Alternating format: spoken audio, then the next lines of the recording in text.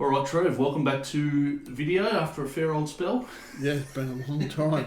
It was pre-pandemic the last time we filmed something, so good to get you back home. We're at Caulfield this week. Well, actually, we've got Flemington on Sunday as well, but Group 1 meeting at Caulfield, so at the Sir Rupert Clarke on Saturday, which we're going to have a bit of a look at. We were saying that, the emergencies are sort of still in, and it's hard with this race because the favourite is second emergency, is that right? Yeah, the favourite's second emergency, and it'll run clear favourite. It gets a run. So, yeah.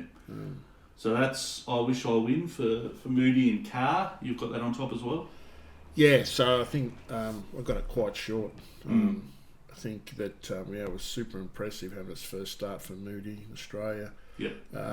It's drawn out, but there's good speed in the race, and I think she'll go forward and sort of get in.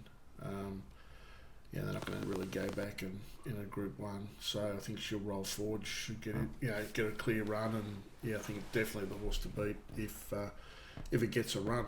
So no dramas getting across over the 1400. I didn't think so, no, because there's pace outside her. There's Buffalo River goes forward, and Tuvalu will go forward just underneath her. So, and she jumped all right the other day, and then she just let the pace go. Where this time I think she'll have to keep going, because otherwise she just has to go all the way back, and she won't get in the race. Yeah. So, 1400 Caulfield, you want to be up there. Yeah. Track wise, again, it's reasonably early. It's Wednesday Arvo, but got any clues? I spoke to the track manager today, and he said that the track's in pretty good condition, and it's basically it's good for, but they're tipping some rain Friday afternoon, and then they're tipping between 4 and 8 mil on Saturday. So if they don't really get any on Saturday, the track will be a 4, maybe just a 5, and if they do get it during the day, the problem is when you get it during the day and they've galloped on it, that tends to break it up. And then it becomes a dog's breakfast, and you'll find horses will get off the fence because they'll have broken up the ground and all that sort of thing. So hopefully it doesn't. We get the bottom end and we don't get much on Saturday because it's a pretty good day's racing. Yeah. And the other meetings sort of in the last few weeks have been quite good as well, and you can use this sort of form going forward. So hopefully we don't get too much.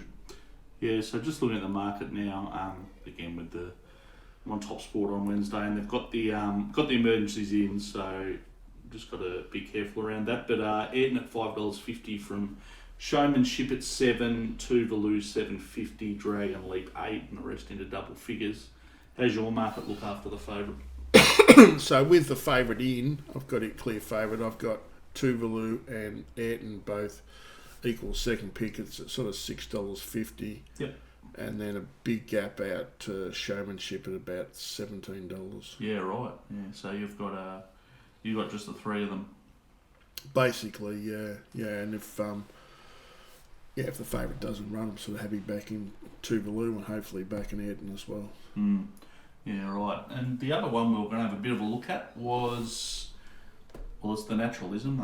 They call it the Foundation Cup these days, but it is the Naturalism. That's over the 2,000. Again, early markets, but Uncle Bryn $5 from Gold Trip at $5.50. Emissary at $6 and Smoking Romans $8.50. What did you think of that race? I didn't mind the race. As long as it's not sort of a wet track. I like Emissary. I thought it was good resuming over 1,700 here. Caulfield 2 weeks ago goes to 2,000. So I've got it favourite at about sort of $4.80. From Uncle Bryn around the $5.50. Barrier 1 just, he might get off the fence. It hasn't had much luck. Ran okay first up, and then last start was sort of beaten by the bias at Moonee Valley. Right. And then I've got Gold Trip third pick, but I've got it much longer than the market. It was first up off 390 days in Sydney, and then it's had 40 something days off. So it's hard to get a real line on it. 550 would seem a bit short. Yeah, but Zara goes on, and Zara is flying. Zara's, he's probably riding the best of all the jocks in Melbourne. So, Yeah. So I've done as much as I sort of can with it, and got it to the $9.50, and then Shiraz was good first up. I've sort of got it out of the market, and then there's a couple other sort of roughies that might sort of have some chance. Some Smoke and Romans, things like that. So, but basically, I'd like to be on Emissary and Uncle Bryn if I can. Yeah, absolutely. So, yeah, pretty good day all round too. I know you haven't done all the form, but you got the Guineas Prelude and the 1,000 Guineas Prelude as well. So, pretty good days racing. Yeah, this meeting traditionally has been on this day, preliminary final weekend in the AFL, and it's sort of been a good meeting. And then they've run the Underwood the next week after the grand final. So sometimes they used to be both on the same day, but yeah, it's on the next week. But the 1,000 Guineas Prelude and the Guineas Prelude are good races, 3-year-olds. So overall, it's a good meeting. It's been, the races have been good this time of year. Sometimes it's just a bit hard to do the form just to start with because a lot of horses are resuming. But they're good meetings to review, and then hopefully we can sort of back some winners going forward over the spring. Yeah, and then we're straight to Flemington on Sunday, so that was the midweek meeting. Yeah, I think the last couple of years it's been run next week.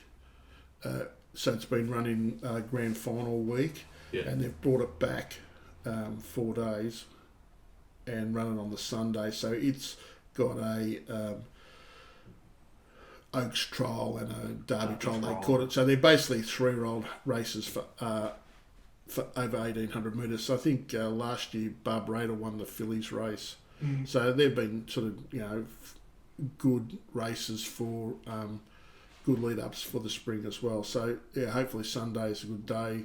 Yeah, it's Flemington. So unless they get as long as they don't get too much rain, it should be pretty in pretty good nick as well. And then hopefully we can get a few days of dry weather and a bit of warmth, and these tracks will sort of really dry out quick and get into the spring. Absolutely, everyone's had their say on the double header Saturday Sunday. You're on it full time. Do you enjoy it? No. I did hear a thing on .com. They were talking about bringing back Sunday racing. I don't know if they're old enough to remember or whatever. I was going to say you'd remember it, wouldn't you? Yeah, there was Sunday races for a long time, and it just petered out. No one finished up going, and it's just too much. Yeah, right. I think. Yeah, I mean, I don't really like the night meetings that much either, but I'd just rather, because I'm doing it full time, I'd just rather bet during the day and then have the night off to spend with the family and things like that. But every now and then a Sunday, but I don't really think they're, the days of people, going and doing it, I think it's all over.